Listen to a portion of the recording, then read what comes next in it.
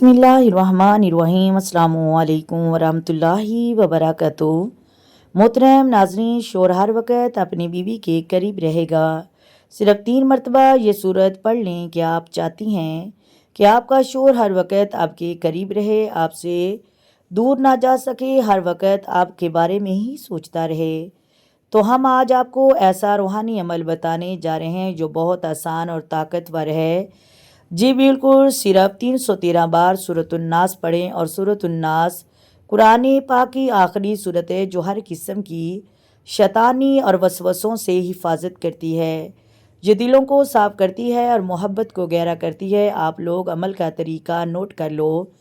हर रोज़ ईशा की नमाज के बाद वज़ू करके तन्हाई में बैठकर और दिल में शोर का तसव्वुर करके 313 मरतबा सूरतुन नास अवल आखिर 3 बार दरूद इब्राहिमी अतमाद और मोहब्बत से पढ़ें और आखिर में ये दुआ मांगे, या अल्लाह मेरे शोहर के दिल में मेरे लिए मोहब्बत पैदा फरमा, वो मुझसे जुदा न हों, मेरे साथ वफा से जुड़ जाएं और हमारे दरमियान वसवसों और मनफी असरात को दूर फरमा।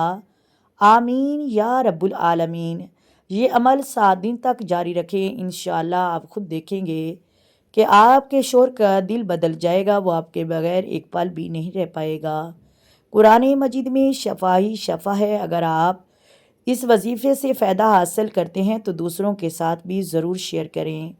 उम्मीद करती हूँ आपको वीडियो की समझ आ गई होगी। अगर वीडियो अच्छी लगे वीडियो को लाइक करें, शेयर करें और चैनल को सब्सक्राइब करें। आए मिलकर आका दो आलम नूर मुजस्सम सरवरे कायनात सल्लल्लाहु अलैहि वसल्लम की ज़ात पर दरूद व सलाम के नजराने पेश करें। अस्सलातु वस्सलामु अलैका या सय्यदी या रसूलल्लाह, अस्सलातु वस्सलामु अलैका या सय्यदी या हबीबल्लाह, अस्सलातु वस्सलामु अलैका या सय्यदी या नबी अल्लाह व अला आलिका व स्वहाबिका या सय्यदी या मुहम्मद रसूलुल्लाह। मोहतरम नाज़रीन, अल्लाह हाफिज़।